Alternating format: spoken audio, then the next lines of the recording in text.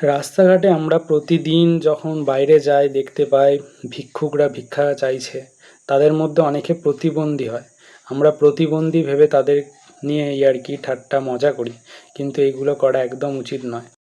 আজ এইটা যখন তোমরা হাসি ঠাট্টা করবে, তখন নিজেকে ওই স্থানে ভেবে দেখবে, যদি তোমার এরকম অবস্থা হতো আর তোমাকে দেখে যদি আর পাঁচজন মানুষ হাসাহাসি করতো, তাহলে তোমার কেমন লাগতো। তাই জন্য যখন প্রতিবন্ধী মানুষ রাস্তাঘাটে আসে বা ভিক্ষুক হিসাবে তারা ঘুরে বেড়ায়, তখন তাদের দেখে হাসি ঠাট্টা মজা করা উচিত নয়। এমনকি তাদের সাথে দুর্ব্যবহার করা উচিত নয়। পৃথিবীর সব কিছুই ভগবানের সৃষ্টি। তাই ভগবান আমাদেরকেও যেমন ভালোভাবে বানিয়েছেন, তেমনি প্রতিবন্ধী মানুষদেরও উনিই বানিয়েছেন। তাই ভগবানের সৃষ্ট কোনো জিনিসের প্রতি হাসি ঠাট্টা বা মজা করার অধিকার আমাদের নেই। হিন্দু ধর্মের গীতায় বলা হয়েছে, কর্ম করে যাও, ফলের চিন্তা করো না। এটাই সঠিক কথা। কারণ আমাদের সবসময় আমাদের কর্মে ফোকাস করা উচিত, ফলেতে নয়।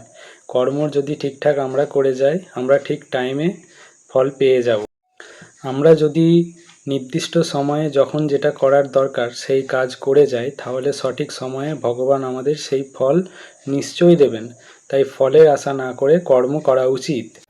कर्मण्येवाधिकारस्ते मा फलेषु कदाचन मा कर्मफल हेतुर्भु मा ते संगोस्त्व कर्मणि।